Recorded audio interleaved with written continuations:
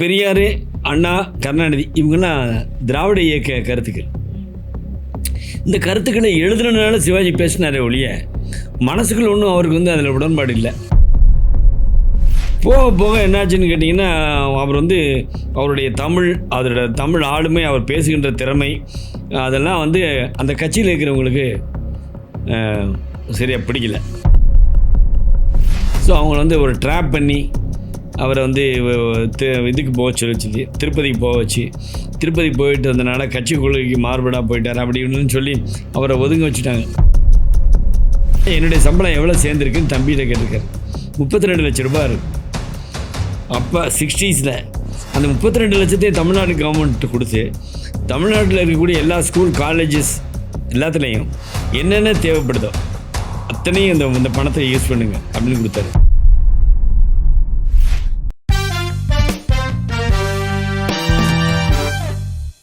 நமக்கு கருத்துக்கள் வேறுபாடு இருக்கலாம், ஆனால் அதில் ஒரு உண்மைத்தன்மை, அது நான் சிவாஜி கணேசன் அவர்கிட்ட ரொம்ப பார்த்துருக்கேன். அவர் அரசியலில் இருந்தாலுமே அரசியலுக்காக எதையும் மாற்றி பேசின மாதிரி நான் கவனித்ததில்லை. சின்ன வயசில் தான் அவரோட பேச்சுக்கள்லாம் கேட்டிருக்கேன். அதனால தான் அவர் மற்றவங்க மாதிரி அந்த மாற தெரியாதனால அரசியலில் இருக்க முடியலையோ அப்படிங்கிறது. அதை பற்றி உங்களோட கருத்து? அவர் ரொம்ப தேசப்பற்று உடையவர்.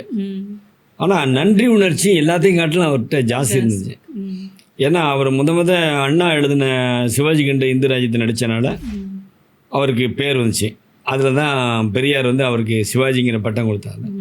அது பிறகு பராசக்திங்கிற படத்தில் கருணாநிதி எழுதின டைலாக்ல தான் அவருக்கு ரொம்ப பேரும் போடும். ஒரே நைட்டில் அவர் மில்லியனர் ரைட்டர். அந்த நன்றி உணர்ச்சி ஜாஸ்தி இருந்துச்சு.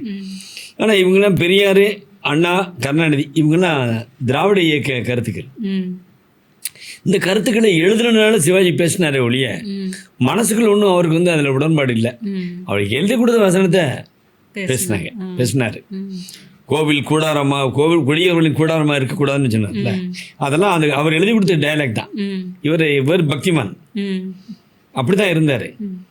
போக போக என்னாச்சுன்னு கேட்டிங்கன்னா, அவர் அவருடைய அதோட தமிழ் ஆளுமை, அவர் பேசுகின்ற திறமை, அதெல்லாம் அந்த கட்சியில் இருக்கிறவங்களுக்கு சரியாக பிடிக்கல. ஸோ அவங்கள ஒரு ட்ராப் பண்ணி அவரை இதுக்கு போக சொல்லி திருப்பதிக்கு போக வச்சு, திருப்பதி போயிட்டு வந்தனால கட்சி கொள்கைக்கு மாறுபடாக போயிட்டார் அப்படின்னு சொல்லி அவரை ஒதுங்க வச்சுட்டாங்க. அவர் அதுக்கு பிறகு அரசியலில் நம்மளை ஒரு மாதிரியாக பயன்படுத்திட்டாங்க, கொஞ்சம் இது பண்ணிட்டாங்க, இன்சல்ட் பண்ணிட்டாங்கன்ட்டு 55லேருந்து ஒரு 70 ஒரு 15 வருஷம் வீட்டுக்கே போகாமல் நடித்தார். எல்லா ஸ்டுடியோக்குள்ளேயும் அவருக்கு ஒரு ரூம் கட்டி கொடுத்தாங்க. அந்த காலகட்டத்தில் நடிகர் சிவாஜி கணேசன் நடித்த படங்களை வச்சு தான் தமிழ்நாட்டில் திரையுலகத்தில் இருக்கக்கூடிய எல்லாருக்கும் சம்பளம் கிடச்சதுன்னு சொல்லலாம். ஏன்னா ஒரு வருஷத்துக்கு 10 படம் 12 படம் நடிச்சிட்டு இருந்தார். ஓய்வேங்கிறதே கிடையாது. 20 மணி நேரம் ஒரு நாளைக்கு அவர் ஆக்ட் பண்ணார்.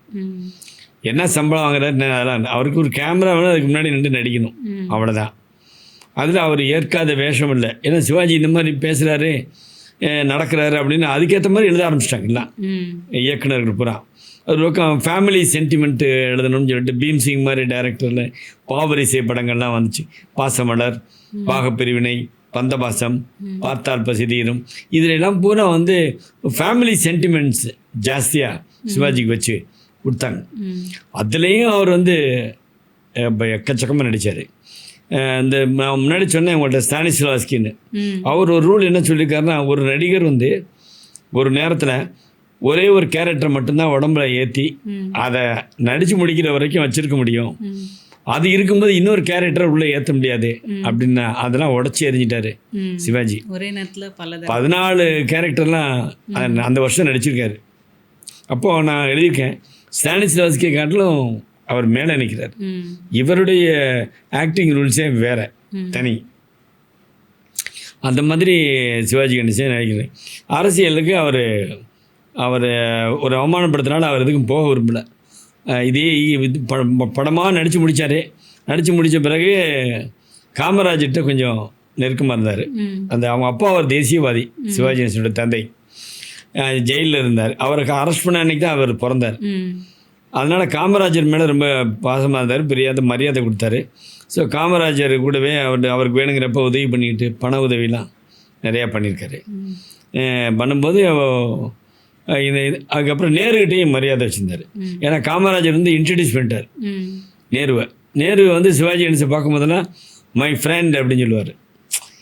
அந்த கட்டத்தில் ஒரு 40 வருஷத்துக்கு முன்னாடி பிரைம் மினிஸ்டர் ஆஃப் இந்தியா வந்து ஒருத்தரை பார்த்து மை ஃப்ரெண்டுன்னு சொன்னாங்கன்னா அதோட பெருமை என்ன வேணும். அதனால் இவர் அள்ளி கொடுத்தாரு. இப்போ இந்த மதிய உணவு திட்டத்துக்கெலாம் முத ₹1,00,000 நேரிட்ட தான் கொடுத்தாரு. நேருவை சந்திக்கும் போதெல்லாம் ஏதாவது ஒரு வகையில் ஒரு டொனேஷன் கொடுக்குறத வழக்கமாக வச்சுருந்தார். அந்த பழக்கத்தே இருந்தவர் நேருவோட மகன் இந்திரா காந்தி மேடையும் ரொம்ப எப்படியாவது சிவாஜி கணேசனை நம்ம பக்கம் வரணும்னு சொல்லிட்டு இந்திரா காந்தியை பர்சனலாக காமராஜர் இறந்த பிறகு நீங்கள் தனியாக என்ன பண்ண போகிறீங்க, நீ என்கிட்ட வாங்கினு அப்புறம் காங்கிரஸ் போனார். காங்கிரஸ் போனோன்னா காங்கிரஸில் ஒரு ராஜ்யசபை எம்பி ஆக்குனாங்க. அப்போ கூட பார்த்தீங்கன்னா சிவாஜியோட நேர்மையை பார்த்தீங்கன்னா ஒரு எம்பிக்கு சில கன்செஷன் உண்டு. இப்போ ஃப்ளைட் டிக்கெட்னா நமக்கு வந்து 15,000னா எம்பிக்கு 5,000 தான். ஆனால் அவர் அந்த 15,000 ருபீஸ் டிக்கெட் தான் எடுத்து போவார். அது மாதிரி அங்கே கொடுக்குற எந்த கன்செஷனும் எம்பி கொடுக்குற கன்செஷனையும் யூஸ் பண்ண மாட்டார். அப்படிப்பட்டு இருந்தார். ஒரு 2.5 வருஷம் 3 வருஷம் இருந்தார். அதுக்கப்புறம் கவர்மெண்ட் இருந்தால் திடீர்னு அந்த விபி சிங் நம்ம இந்தியாவில் ஒரு ஸ்ட்ரெயிட் ஃபார்வர்டு பிரைம் மினிஸ்டர், அவர் சிவாஜி வீட்டில் வந்து சந்தித்து நீங்கள் என் கட்சிக்கு வாங்கன்னு ஜனதாதள் கூப்பிட்டாங்க. ஜனதாதளில் இருந்தார். அவ்வளோ தூரத்துக்கு எஃபெக்டிவாக இல்லை. இப்படி இருந்தாலும் தமிழ்நாட்டில் சில பேர் தானே இருந்தாங்க, அது எஃபெக்டிவாக இல்லை. அப்புறம் வந்து அவர் கொஞ்ச நாள் அரசியல் அவரை விலகின பிறகு என்ன சொல்கிறாங்க, என்னன்னா அந்த எம்ஜிஆரை பார்க்குறதுக்கு புருக்லின் போகும்போது புருக்லின் வந்து ஒரு எம்ஜிஆர் ஒரு சத்தியம் வாங்கினார் சிவாஜிட்ட, என் மனைவி ஜானகியை பார்த்துக்க நீங்கன்னு. அந்த அம்மா ஒரு கட்சி வச்சுருந்தாங்க. ஸோ அந்த அம்மாவோட கூட்டணி வச்சார். அந்த அம்மாவோட கூட்டணி வச்சனால கலைஞர் அவருக்கே உரித்தான ராஜதந்திரத்தில் சிவாஜியும் தோக்கடிச்சார், அவர் கட்சியும் தோக்கடிச்சார். ஆனால் சிவாஜி அப்படி செஞ்சிருக்க வேண்டிய அவசியம் இல்லை. ஆனால் வாக்குறுதி கொடுத்துட்டோமே எம்ஜிஆர்ட்ட அப்படிங்கிறதுக்காக தான் அரசியலில் அந்த அம்மா ஜானகி அம்மா கூட இருந்தாங்க. அப்படிலாம் இந்த முடிச்சு கடைசியில் ரெஸ்ட் எடுத்துட்டார்.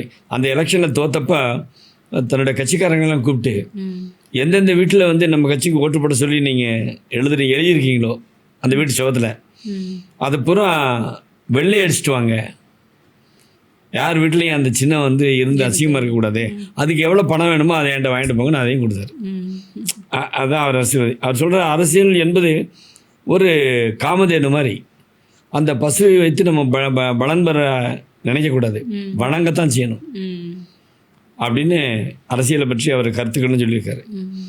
அப்படியே அதுக்கு பிறகு ரொம்ப வருஷமாக அவர் வந்து அரசியலுக்கே போகலை. ஆனால் அவர் சொன்னால் எல்லாமே இப்போ எப்படி சூப்பர் ஸ்டார் ரஜினிகாந்த் ஃபோன் பண்ணார்னா எல்லா ஸ்டேட்டில் இருக்கிற பிரைம் மினிஸ்டர் சீஃப் மினிஸ்டர் கேட்பாங்களோ அதே மாதிரி இன்ஃப்ளூயன்ஸு அப்போ ஒரு இடத்துல சிவாஜிக்கு இருந்துச்சு. யாருக்கிட்டையும் தனக்காகவோ தன் குடும்பத்தாருக்காகவோ எந்த சிபாரிசும் கேட்டதில்லை. அவர்கிட்ட ஒரு டிரைவர் இருந்தார், அவர் மட்டும் ஒரு தரம் இவர் கலைஞரை பார்க்க போகிறாருன்னு சொன்னோடனே எனக்கு ஒரு வீடு வாங்கி கொடுங்க ஐயான்னு கேட்டிருக்காரு. கலைஞர் எப்படி நான் வீடு வாங்கி கொடுப்பாருன்னு கேட்டிருக்காரு. இல்லை நீங்கள் சொல்லுங்கள் அவர் செய்வார்னு. அவர்கிட்ட போய் என்ன வீடு கேட்குறான் என் டிரைவர்னு, housing board chairman, housing board மந்திரி எல்லாத்தையும் வர சொல்லி சிஎம் வீட்டிலே வச்சு அந்த டிரைவர்கிட்ட அப்ளிகேஷன் எழுதி வாங்கி அலாட்மெண்ட் ஆர்டர் வாங்கி கையில் கொடுத்துருக்காரு. என்ன வீடு கொடுத்துட்டாரியான்னு, என்னடா பேப்பர் கொடுத்தாருன்னு.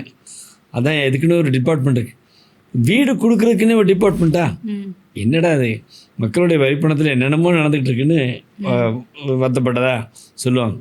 ஒரு சில விஷயங்கள்லாம் அவருக்கு வந்து தெரியாது. அப்புறம் வந்து அவருடைய நடிப்பாட்டில் பாம்பேலாம் ரொம்ப பேர் வீரபாண்டிய கட்டபொம்மன் நாடகம்லாம் பயங்கரமாக ஓடிச்சு. டொனேஷனாக தான் எழுதியிருக்கேன், 310 கோடி அவர் கொடுத்தது. உதாரணத்துக்கு வீரபாண்டிய கட்டபொம்மன் நான் தனக்கு பேர் வந்துச்சுன்னு சொல்லிட்டு அந்த நாடகத்தை 112 தடவை நடத்தி முடித்தார். அதுக்கு பிறகு அது ஒரு வேறு நாடகம் நடத்துவோமே அப்படின்னு முடிவெடுக்கும் பொழுது ஆரம்பத்திலே தன்னுடைய தம்பியை கூப்பிட்டு வீரபாண்டிய கட்டபொம்மனை தான் கூட நடித்த எல்லா நடிகைகளுக்கும் அந்தந்த தேதியில் எங்கெங்கே நடிக்கிறாங்களோ அந்த சம்பளத்தை கொடுத்துரு, எனக்குன்னு ஒரு சம்பளம் போட்டு வைப்பில்ல, அதை மட்டும் தனியாக எடுத்து வச்சிருன்னு சொல்லிவிட்டு 112 தடவை நடத்தி முடிச்சோன்னே என்னுடைய சம்பளம் எவ்வளோ சேர்ந்துருக்குன்னு தம்பிகிட்ட கேட்டிருக்காரு. 32 லட்ச ரூபா இருக்குது. அப்போ 60s அந்த 32 லட்சத்தையும் தமிழ்நாடு கவர்மெண்ட்டு கொடுத்து தமிழ்நாட்டில் இருக்கக்கூடிய எல்லா ஸ்கூல் காலேஜஸ் எல்லாத்துலேயும் என்னென்ன தேவைப்படுதோ அத்தனையும் இந்த பணத்தை யூஸ் பண்ணுங்க அப்படின்னு கொடுத்தாரு. அதை கூட வெளியே சொல்லலை. அது மாதிரி அவர் வந்து ஸ்கூல் மாஸ்டர்னு ஒரு கன்னட படத்தை நடித்ததுக்காக 100 sovereigns உள்ள ஒரு தங்க பேனாவை பிஆர் பந்துலு சம்பளமாக கொடுத்துருந்தார். அந்த தங்க பேனாவை லால் பகதூர் சாஸ்திரி பாகிஸ்தான் வாருக்காக டொனேஷன் வசூல் பண்ணும்போது அந்த தங்க பேனாவை கொடுத்தாரு. கொடுக்க போகிறதுக்கு முன்னாடி தன்னுடைய மனைவிட்ட சொல்லியிருக்காரு, நான் என்னுடைய இந்த 100 பவுண்ட் பேனாவை கொடுக்க போகிறேன்னு, நீங்கள் மட்டும் கொடுத்தா போதுமா, எனக்கு நானும் கொடுப்பேன், நானும் வரப்போகிறேன்னு. சரி என்னாச்சுன்னா அவங்க முடிஞ்ச அளவுக்கு வீட்டில் இந்த நகையெல்லாம் போட்டு வந்தாங்க. அது ஒரு 500 பவுண்ட் நகை இருக்கும். அதையும் அவங்க கலட்டி லால் பகதூர் சாஸ்திரிட்ட கொடுத்தாங்க. இதெல்லாம் அவங்க தான தர்மங்களில் சிவாஜி கணேசன் எக்கச்சக்கம். இதில் அவர் வந்து ஜாதி மதம்லாம் பார்க்குறது கிடையாது. இப்போ இது காரைக்குடியில் பார்த்தீங்கன்னா சிவாஜி காலனின்னே ஒன்று இருக்குது, ஆதி திராவிடர் மக்கள் வச்சுருக்காங்க. அந்த இடம் 2.5 ஏக்கர் விலைக்கு வாங்கி கொடுத்தது சிவாஜி கணேசன் தான். கோடம்பக்கத்தில் சினிமா கலைஞர்கள்லாம் இருக்கக்கூடிய வீடு கட்டிக்கிட்டு இருக்கக்கூடிய காலனி வந்து சிவாஜியோட இடம். அதை ஃப்ரீயாக கொடுத்தாரு. அந்த மாதிரி சிவாஜி கணேசன் வந்து தான தர்மத்தில் நம்பர் 1 நின்னார். எப்பப்போ புயல் அடிக்குதோ, வெள்ளம் வருதோ, தீ விபத்து ஏற்படுதோ, இயற்கை பேரிடர்கள் ஏற்படும் போதெல்லாம் தமிழ்நாட்டில் உடனடியாக கொடுக்கறது சிவாஜி தான். அது நம்ம நாட்டுக்கு மட்டும் இல்லை, கொய்னா டேம் மகாராஷ்டிராவில் உடஞ்சி போச்சு. அதை சரி பண்ணுறதுக்கு ஒய்பி சவான் அப்போ சீஃப் மினிஸ்டர் இருந்தார், அவர்கிட்ட 11 lakhs அனுப்பிச்சார். அதுபோக தாழ்த்தப்பட்ட மக்கள் வந்து மகாராஷ்டிராவில் அவங்க ஸ்கூல் கட்டுறாங்கன்னு சொன்னோன்னா அதுக்கு ஒரு 5 lakhs கொடுத்தாரு. இந்த மாதிரி சொல்லிகிட்டே போகலாம். டெல்லியில் காரில் போகும்போது பிளாட்ஃபார்மில் நிறைய தமிழர்கள் சமைச்சிக்கிட்டு இருந்திருக்காங்க. இங்கே கூட நீங்கள் பார்க்கலாம். இவங்களெல்லாம் யாருன்னு கேட்கும்போது சேலம் தருமபுரி பக்கம் வந்திருக்கோம் ஐயான்னு. வீடு இல்லையான்னு, வீடு எங்களுக்கு யார் கொடுப்பான்னு இந்திரா காந்தி சந்திக்க போயிருக்காரு. இந்த மாதிரி அம்மா இந்த மாதிரி பிளாட்ஃபார்மில் நிறையா எங்கள் ஸ்டேட்காரங்க ஒர்க்கர்ஸ் இருக்காங்க, ஏதோ ஒரு இடத்த அலாட் பண்ணி கொடுங்க, அதுக்கு பணம் நான் கொடுக்குறேன்னு சொல்லி அங்கே டொனேஷன் கொடுத்தாரு. இப்போ அந்த மாதிரி சிவாஜி கணேசன் கொடுத்துட்டு இருந்தார். அப்படியே கொடுத்துட்டு ஒரு 5000 ரூபா கொடுத்துட்டு 50,000 ரூபா கொடுத்து விளம்பரம் செய்கிற அந்த அரசியல் தனம்லாம் சிவாஜிட்டே இல்லை. ரெண்டாவது எம்ஜிஆர் வந்து தன்னுடைய பாடல்கள் நிறைய கருத்துக்களை சொன்னார். அந்த மாதிரி இதெல்லாம் சொல்ல மாட்டார். கதைக்கு ஏற்ற பாடல் இருந்தால் போதும். அப்புறம் இவர் வேணாம், இவர் நடிக்க வேணாம், என் கூட அவர் வர வேணாம் அப்படின்னு சொல்ல மாட்டார். ரொம்ப பிடிக்காத ஆளை கூட சேர்ந்து நடிக்கிறதுல அந்த சீன் கரெக்டாக வரணும் அப்படின்னு நினைப்பார். ஆமாம், ப்ரொஃபஷனலில் அது வந்து எதுவுமே யாருக்குமே வேணான்னு சொல்ல மாட்டார். உயர்ந்த மனிதன் படத்தில் அவர் கூட அசோகன் நடிப்பார், டாக்டரா. அசோகனுக்கும் அவருக்கும் பேச்சுவார்த்தை அப்போ இல்லை. இருந்தாலும் அசோகனை வந்து நடிக்கும்போது அவர் சரியாக நடிக்கலைன்னு சொன்னோன்னே அவர் ஓரமணிக்க சொல்லிவிட்டு ஏவிஎம் சரவணனை கூப்பிட்டு இந்த சீனை எப்படி நடிக்கணும்னு நான் நடிக்கிறேன், அதை பார்த்துட்டு அவர் நடிக்க சொல்லு, அப்போ தான் அந்த சீன் எஃபெக்டிவாக இருக்கணும் அப்படி நடிச்சு காமிச்சு பண்ணியிருக்காரு. உண்மை நிறைய அது மாதிரி சவுகார் ஜானகிக்கும் அவருக்கும் உயர்ந்த மனிதன் படத்தில் ஒரு 2 வருஷமாக பேச்சுவார்த்தையெல்லாம் இல்லை. அங்கேயும் ஷூட்டிங் இல்லை. 2 வருஷம் கழித்து ஷூட்டிங் வைக்கும்போது சவுகார் ஜானகி அந்த சீனில் வர அவங்க கட்டிட்டு வர சாரியை பார்த்துன்னு சிவாஜி அன்னைக்கு எடுக்கும்போது இந்த சாரி அவங்க மாற்ற சொல்லிட்டுருக்காரு. அவங்களுக்கு கோவம் வந்துச்சு. அப்புறம் பார்த்தா ரஷ் போட்டு பார்த்தா சிவாஜி சொன்னதான் கரெக்டாக இருந்துச்சு. அந்த மாதிரி நினைவாற்றல். அப்போ வந்து சிவாஜி காலில் விழுந்து இது எப்படி இது என்னுடைய ப்ரொஃபஷன் தான், நான் அதை நினைப்பேன். அது மாதிரி அவர் தனக்கு தானே வளர்த்துக்கொண்ட பெரிய விஷயம் நினைவாற்றல். நினைவாற்றல் வந்து பெரிய பெரிய விஷயம்னா நான் பண்ணியிருக்காரு. வீரபாண்டிய கட்டபொம்மன் நாடக ரிஹர்சல் வந்து 2 வருஷம் நடந்துச்சு.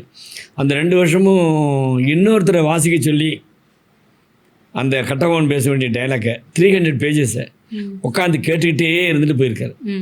2 இயர்ஸ் அப்படியே அரங்கேற்றம் ஆகும்போது அத்தனை 300 பக்கம் வசனத்தையும் மேடையில் இவர் பேசியிருக்காரு. அது பின்னாடி தங்கப்பதக்கத்தையும் அதே மாதிரி தான் பண்ணார். 1 வீக் தங்கப்பதக்கத்தை பார்த்துட்டே இருந்தார்.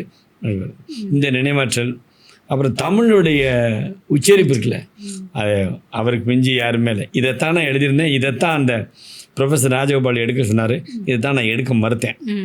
ஏன்னா அவர் வந்த பிறகு தான் தமிழ் எப்படி உச்சரிக்கணும் அப்படிங்கிறது அவர் பராசக்தியாக இருக்கட்டும், மனோகராவாக இருக்கட்டும், இல்லை சேரன் செங்குட்டோனாக இருக்கட்டும், இந்த மாதிரி படங்கள்லாம் அவர் பேசின வசனங்கள், லென்த்தி டைலாக்ஸ், இதெல்லாம் வந்து ரொம்ப ஆச்சரியமான விஷயங்கள் அவர் நடிப்பில். ஆனால் இது வந்து அரசியலுக்கு யூஸ் ஆச்சுன்னா மேடை ஏறினா அவருக்கு சரியாக பேச தெரியாது. வசனங்கள் பக்கம் பக்கமாக எழுதி கொடுத்தா பேசுவார், மேடையில் ஏன்னு கேட்டீங்கன்னா அரசியல் ஞானம் வந்து அவருக்கு கம்மி.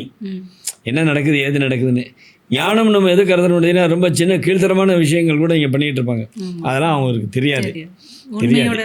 அவர் பாட்டு நேர்மையாக இருந்தார். கலைஞரை ரொம்ப விரும்பினார். ம். அவர் எடுத்தால் நம்ம புகழ் அடைஞ்சோம்னு. ஆனால் அவர் தான் அவருக்கு நிறைய ட்ரபிள் கொடுத்தவர்னு வைங்களேன்.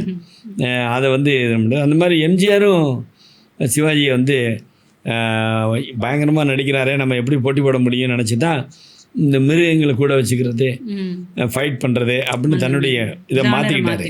ஆனால் கட்சி ஆரம்பித்து மக்கள் வந்து எம்ஜிஆருக்கு எதிர்பாராத விதமாக ஆதரவு கொடுத்தோன்னே சிஎம் ஆனவுடனே அவர் சிவாஜிகிட்ட பழைய காலத்து நண்பராக இருந்தார்.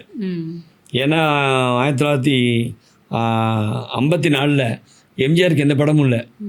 அவர் நடித்த 2 படம், நாம், அந்தமான் கைதி, 2மே ஃபெயிலியர். ஸோ அப்போ சிவாஜிக்கு 10 படம். அதில் ஒரு கதை வந்துச்சு, அதுதான் மலைக்கல்லன் கதை. அதை வந்து சிவாஜி என்ன பண்ணாருன்னு கேட்டிங்கன்னா, எம்ஜிஆர்ட்ட கொடுத்துருவோம், அவர் ஒரு இடத்துல நம்ம பட்னியாக இருக்கும்போது நமக்கு சாப்பாடெல்லாம் வாங்கி கொடுத்துருக்காரு அப்படின்னு நினச்சி. ஆனால் அதை வந்து சொல்லி இந்த ப்ரொடியூசர்கிட்ட சொல்லக்கூடாது, அதனால் நீங்கள் இந்த கதை பொருத்தமாக இருக்கும் அண்ணன் எம்ஜிஆருக்கு, போய் சொல்லுங்கன்னு சொன்னார். மலைக்காலன் தான் எம்ஜிஆருடைய வாழ்க்கையில் ஒரு திருப்புமுனை ஏற்படுத்துது. 6 மொழியில் எடுத்தாங்க, 6 மொழியிலையும் வெளிவிடா. அதுலேருந்து எம்ஜிஆர் மேலே டாப்பில் போயிட்டார். அதை எம்ஜிஆர் கடைசி வரைக்கும் மனசுக்குள்ள நன்றியாக வச்சுருந்தார். இவர் ரொம்ப மரியாதை வச்சுருந்தார் எம்ஜிஆர் மேலே.